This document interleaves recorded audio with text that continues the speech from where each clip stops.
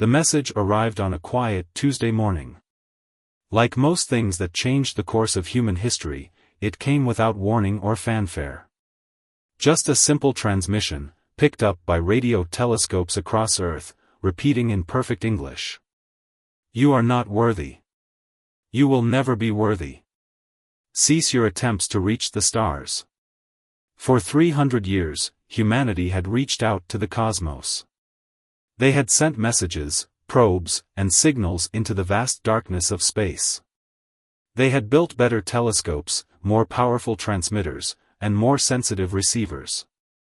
They had hoped, dreamed, and wondered about their place in the universe. And now they had their answer.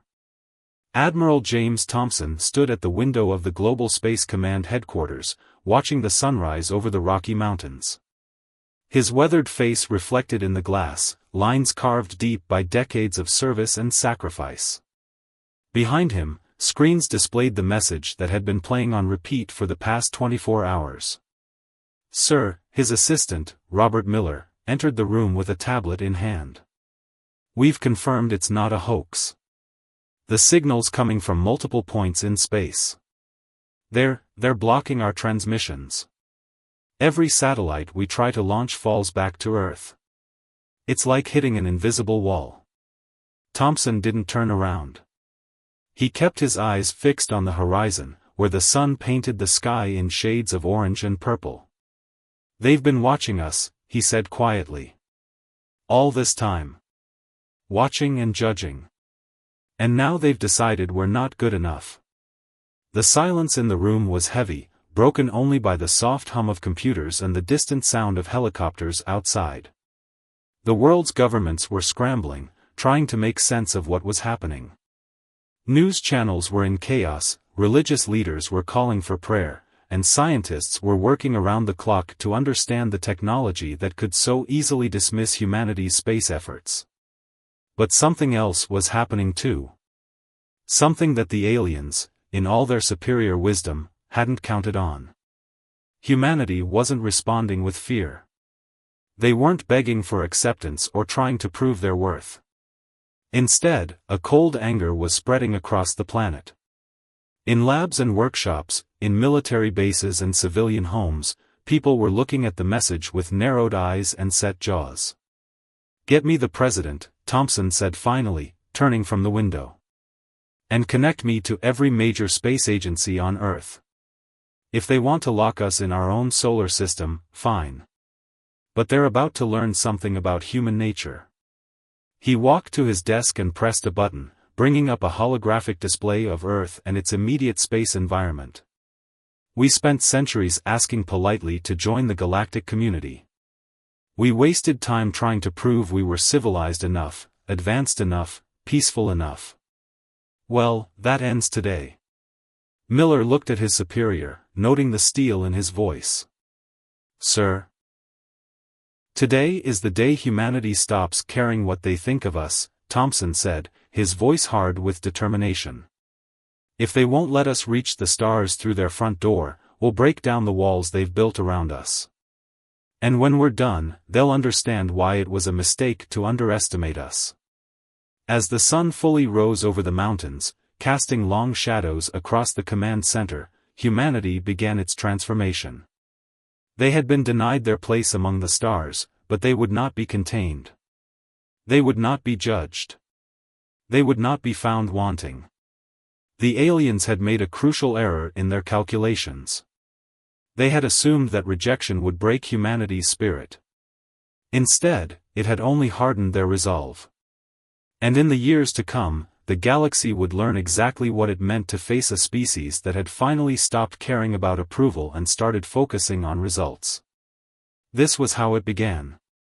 Not with surrender or despair, but with a quiet, cold determination that would reshape the cosmos. 6 months after the alien message, Earth had changed. The night sky, once a source of wonder and possibility, now felt like the bars of a cosmic prison. But within that prison, humanity was far from idle. Deep beneath the Nevada desert, in a facility that officially didn't exist, Dr. Anna Wells stood before a massive screen displaying complex equations. Her team had been working non-stop, fueled by a mixture of coffee and stubborn defiance. The barrier isn't solid, she explained to the gathered military and scientific leaders. It's more like a net. And every net has holes, if you know where to look. The room was silent as she pulled up new data. The holographic display showed thousands of failed launch attempts, each one marked with a red dot where they hit the alien barrier. But between those dots, patterns emerged. They think they're containing us, Anna continued, her eyes bright with discovery. But they're using technology based on their understanding of physics. They never considered that we might see things differently. Admiral Thompson, who had flown in from Colorado for this briefing, leaned forward. You found a way through? Better, Anna smiled, but it wasn't a pleasant expression. We've found a way to use their barrier against them. Every time our rockets hit their shield, we learn more about how it works. It's like they handed us a blueprint of their defensive technology. The display changed again, showing a new kind of spacecraft design. It was unlike anything humanity had built before, not sleek and efficient like their previous attempts, but almost organic in its complexity. Meet Project Phoenix, Anna said. A ship designed not to avoid their barrier, but to absorb its energy. The more they try to push us back, the stronger we become. General Marcus Reed, head of the newly formed Earth Defense Initiative, studied the design with narrowed eyes. How long until it's ready? 3 months for the prototype. But that's not the best part. Anna brought up another screen, this one showing communication frequencies. While they've been busy playing goalkeeper, we've been listening. Their barrier technology produces specific energy signatures. We've tracked these signatures across space, mapping their entire defense network. Thompson's expression hardened. You're saying we can see their blind spots? I'm saying we can see everything, Anna replied. Their arrogance made them sloppy. They never encrypted their barrier signals because they never thought we'd be able to detect them, let alone understand them. The room erupted in quiet but intense discussion. Plans that had been theoretical were suddenly very real. Humanity had spent 6 months appearing to accept their containment, all while preparing for this moment. There's more, Anna said, her voice cutting through the chatter. The barrier isn't just keeping us in, it's keeping others out. We've detected ships, lots of them, trying to reach Earth but being turned away. Not all aliens agree with our imprisonment. Thompson stood, his decision made. How many people know about this? Just this room, Anna answered. 23 people in total. Keep it that way, he ordered. Let them think we're still throwing ourselves against their walls in frustration. Let them think we've learned our lesson. As the meeting concluded and the leaders filed out, Anna stayed behind with Thompson. Sir, she said quietly, there's something else you should know. The barrier technology, it's not as advanced as we initially thought. In fact, in some ways, it's primitive. Thompson raised an eyebrow. Meaning? Meaning, Anna's voice was barely a whisper, that they're not as superior as they want us to believe. They're afraid of us, sir. They always have been. This barrier isn't about containing a primitive species, it's about containing a threat. As Thompson left the underground facility, he looked up at the star-filled desert sky.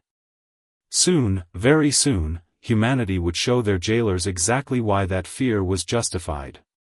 The prototype of Project Phoenix gleamed under the harsh lights of the underground hangar.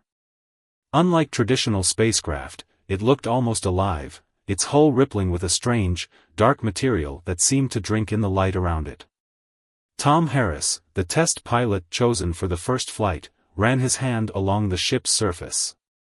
After 20 years of flying everything from fighter jets to space shuttles, he'd never seen anything like this. The material felt warm under his touch, almost responsive. The outer layer is made up of millions of nanoscale receivers, Dr. Wells explained, walking up beside him. They're designed to capture and redirect the barrier's energy. The more force they use to push us back, the more power we'll have to push through. And you're sure this will work? Tom asked, not taking his eyes off the ship. Anna's reply was interrupted by a facility-wide alert. Red lights flashed as Admiral Thompson's voice came over the speakers. Emergency Protocol Alpha. This is not a drill. I repeat, this is not a drill. Screens around the hangar lit up with satellite feeds.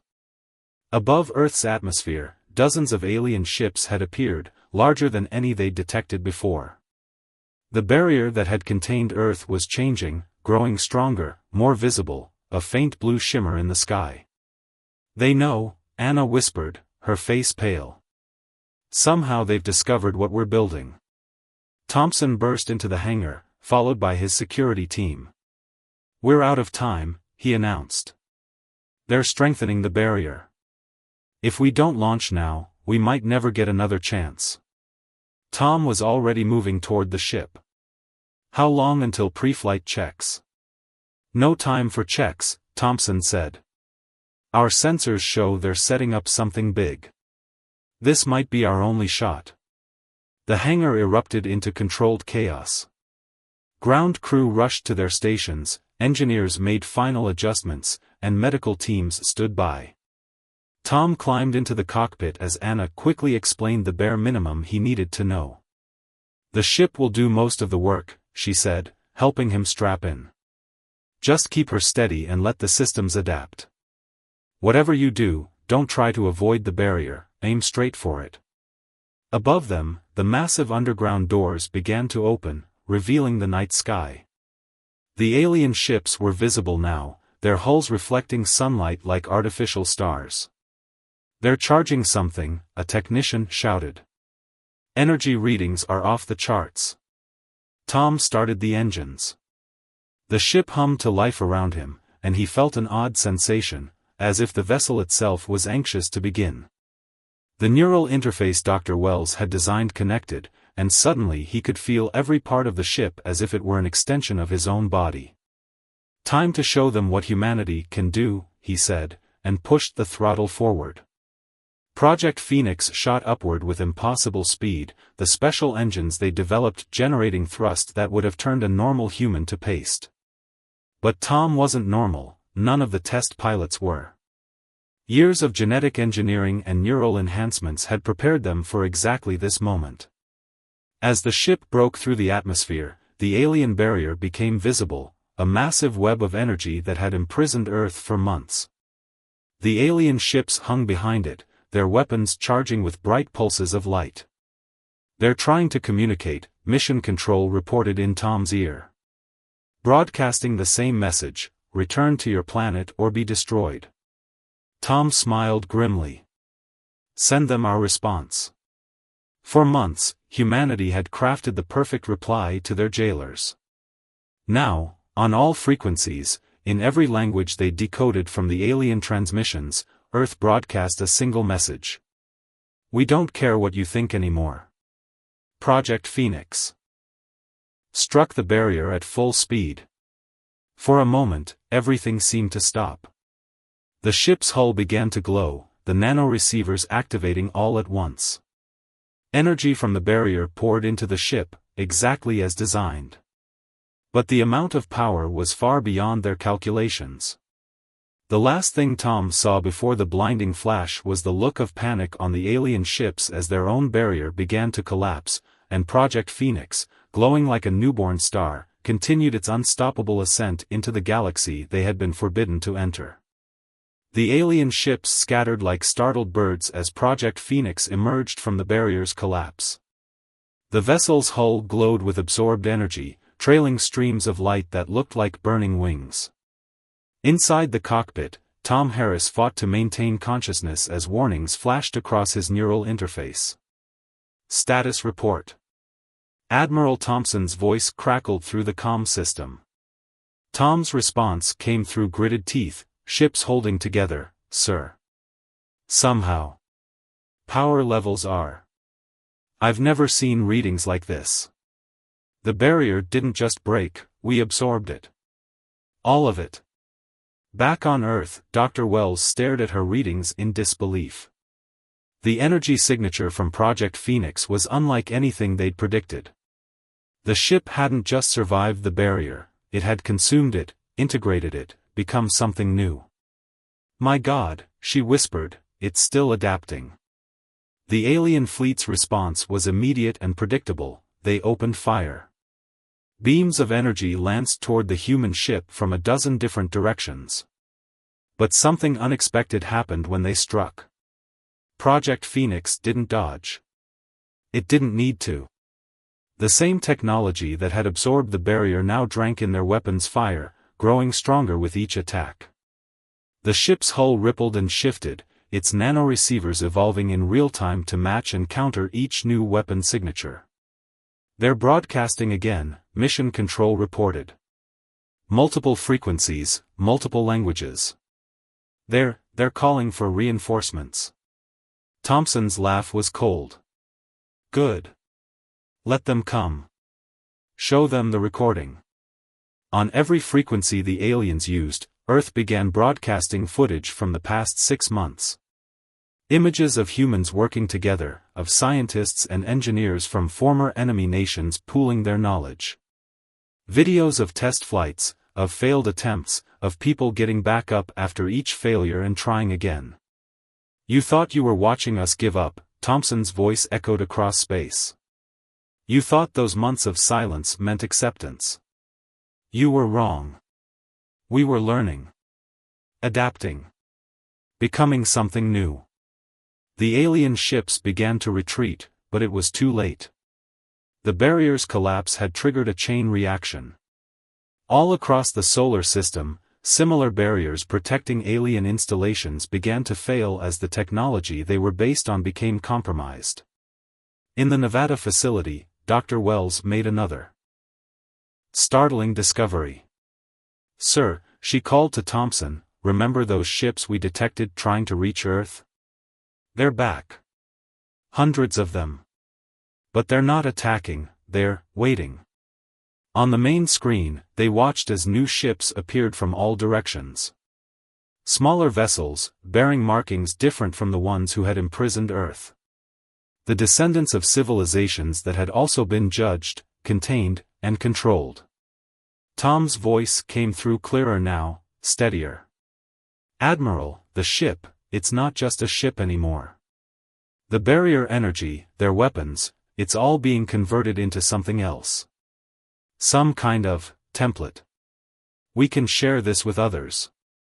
Show them how to break free." Thompson turned to Dr. Wells. "You said they were afraid of us. That this was never about containing a primitive species. Now we know why. We weren't the first they tried to imprison, but they knew we'd be the ones to break the system." Outside Earth's atmosphere, Project Phoenix hung in space like a new constellation, its hull now a swirling matrix of energy and matter. The alien warships continued their retreat, but the other vessels, the ones that had been waiting, watching, hoping, began to move closer. "What are your orders, sir?" Tom asked. Thompson looked at the faces around him, scientists, soldiers, leaders who had worked together to achieve the impossible. Then he looked at the screen showing the approaching ships, the ones who had also refused to accept their chains. "Send them the specifications," he ordered. "All of them. Show them exactly how we broke free. And then, Pilot Harris, take us deeper into their territory. It's time to dismantle every barrier they've ever built." In the depths of space, Project Phoenix's glow intensified, a beacon of defiance lighting the way forward. The day humanity stopped caring about alien approval had become the day the galaxy's prisoners finally saw hope. 2 weeks after Project Phoenix broke through the barrier, the galaxy had changed forever. The ship's revolutionary technology had spread like wildfire among the imprisoned civilizations, each breaking free of their own containment barriers. The oppressors, who called themselves the Guardians, were retreating to their core systems. In Earth's orbit, a remarkable gathering was taking place. Ships of various designs and sizes formed a vast fleet, representatives from over 30 formerly imprisoned species. Their vessels ranged from crystalline structures that seemed to float on light to massive organic ships that looked like deep-sea creatures swimming through space. Admiral Thompson stood on the bridge of humanity's first proper warship, the HSS Defiant, watching the assembled fleet. The ship had been built in record time using the knowledge gained from Project Phoenix, its hull incorporating the same barrier-absorbing technology. "The Guardians are mobilizing their main fleet," Robert Miller reported, now serving as Fleet Communications Officer. "They're broadcasting on all frequencies. They want to negotiate." Thompson shared a knowing look with Dr. Wells, who had insisted on joining this mission. "After all this time, now they want to talk. Put them through." The main screen flickered to life, showing a being that looked almost like living Mercury, its silver surface constantly shifting. When it spoke, its entire form rippled.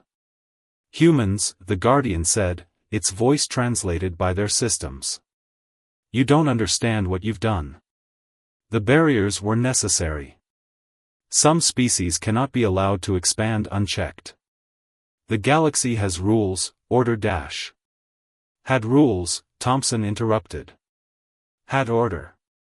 Your order. We're not interested in your explanations or your justifications. We've seen your records, found your testing facilities. You've been experimenting on emerging civilizations for thousands of years, deciding who gets to join your galactic community and who stays locked away." The Guardian's form pulsed with what might have been anger. "We protected the galaxy from chaos. Some species are too violent, too unpredictable dash. Too unwilling to bow down." Dr. Wells stepped forward.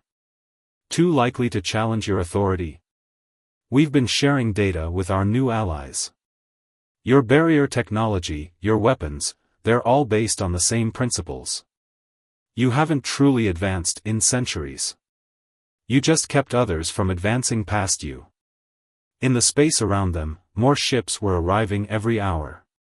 Species that had been imprisoned for generations, their development artificially halted by the Guardian's barriers. Some had been contained for so long they'd forgotten they were prisoners, believing the barriers were natural phenomena. "This is your final warning," the Guardian said. "Return to your designated spaces. Accept the barriers. Or dash." "Or what?" Thompson's voice was steady. "You'll try to contain us again? Try to push us back into our cage? Look around you. Every attempt to stop us makes us stronger. Every weapon you use becomes our new shield. We've stopped caring about your warnings, your rules, your approval." The Guardian's form became completely still. "Then you leave us no choice. Our main fleet approaches.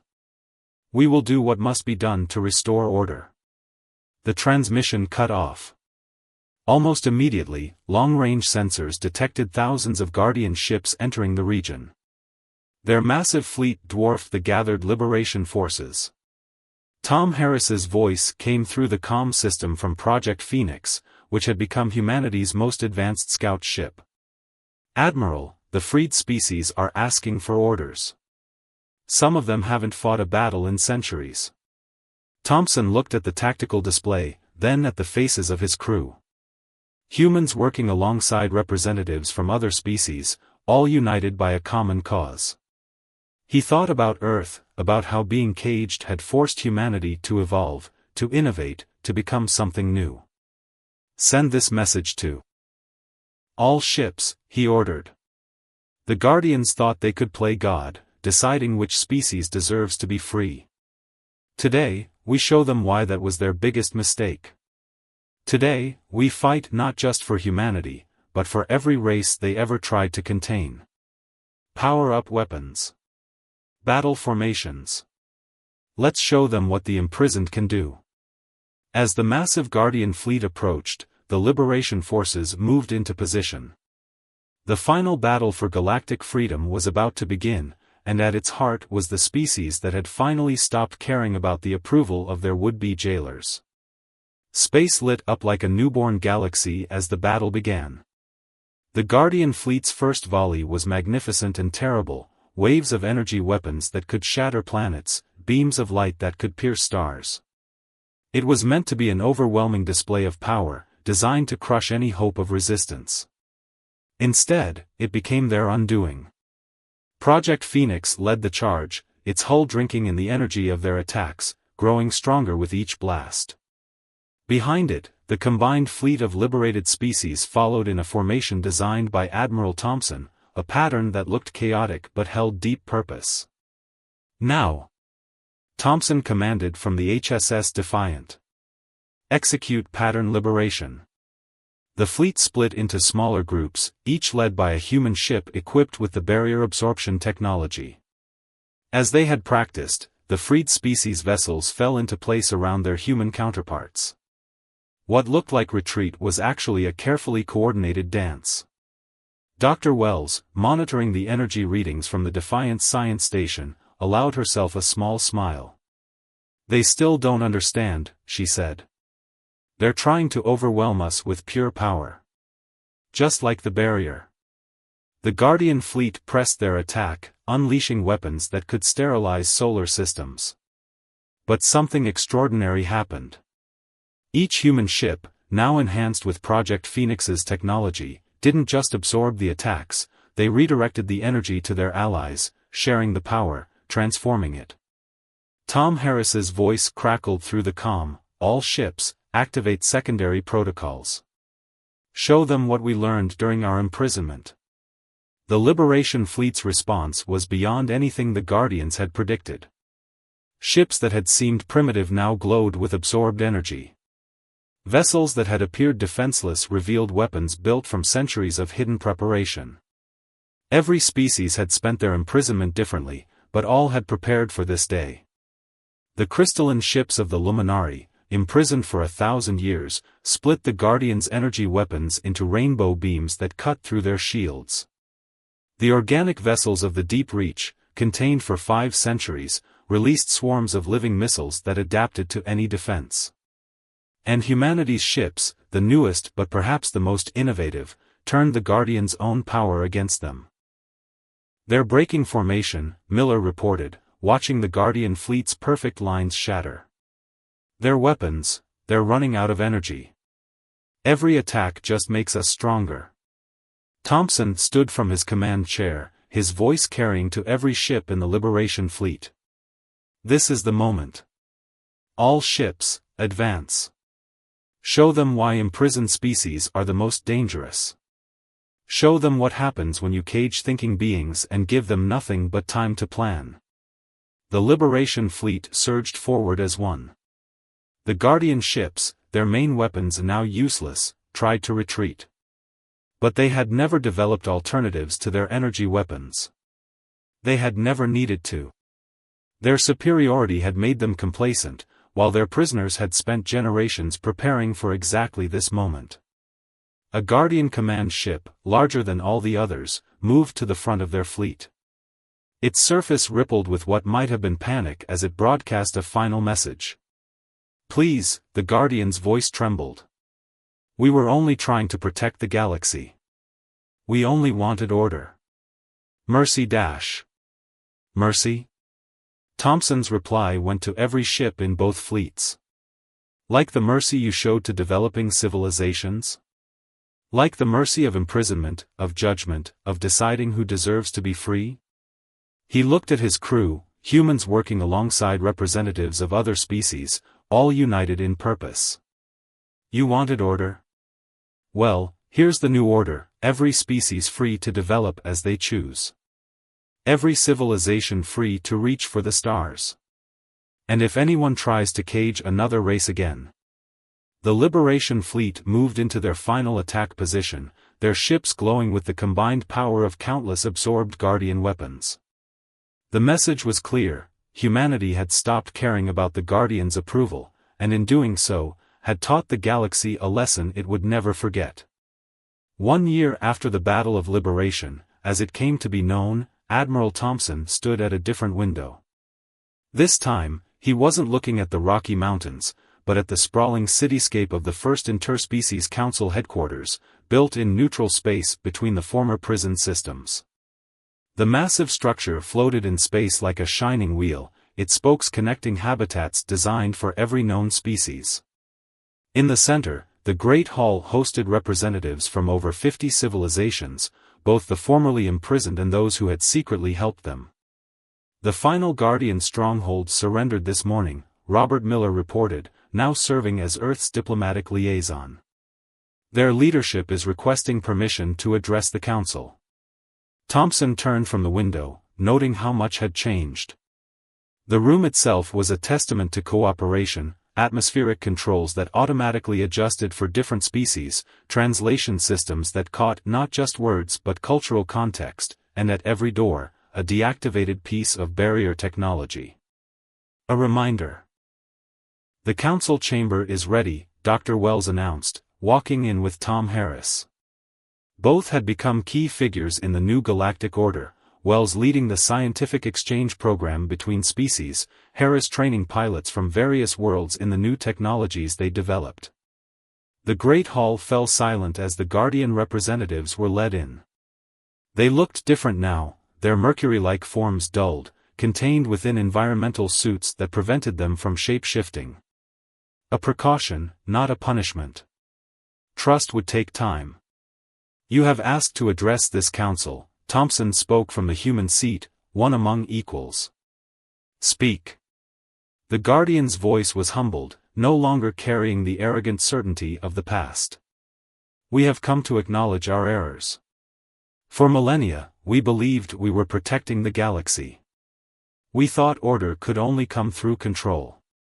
We were wrong. Thompson watched the representatives from other species. The Luminari, their crystalline forms glowing with inner light. The Deep Reach, their organic technology now freely shared. Dozens of others, each bringing unique perspectives and abilities to the coalition. In the year since our defeat, the Guardian continued, we have watched as you did what we thought impossible. Species we judged too violent have become peacekeepers. Races we thought too chaotic have created new forms of order. And humanity. The Guardian turned to Thompson. You could have imprisoned us as we imprisoned you. Instead, you showed us a better way. Dr. Wells stood. Because we understood something you never did. True strength doesn't come from containing others, it comes from learning from them. Every species you imprisoned developed in ways you never imagined possible. They had to survive. And now, the Guardian asked. Thompson smiled, but it was a gentle expression, the smile of someone who had moved past anger to understanding. Now we move forward. Together. The barriers are gone, and they're never coming back. But there's an entire galaxy out there, filled with younger species just reaching for the stars. We need to decide, what do we show them? The council chamber erupted in discussion, representatives from every species sharing ideas. No longer separated by barriers, no longer judged by arbitrary standards. Some spoke of exploration, others of cultural exchange. Many suggested education programs, ways to help emerging civilizations without controlling them. Tom Harris, standing near the Earth delegation, looked out at the star-filled space beyond the council windows. Hard to believe it all started because we stopped caring what they thought of us. No, Thompson corrected him. It started because we started caring about the right things. Not about approval or permission, but about freedom. About potential. About what all of us could become if we worked together instead of trying to control each other. As the council session continued, ships of all designs passed by the windows, trading vessels, exploration craft, cultural exchange carriers. Each one different, each one free. The barriers that had divided the galaxy were gone, replaced by bridges of cooperation and understanding. Humanity had stopped caring about the approval of their would-be jailers, and in doing so, had helped create something far greater than the Guardians had ever imagined possible, a galaxy where every species was free to reach for the stars, and where the only barriers were the ones they chose to overcome together.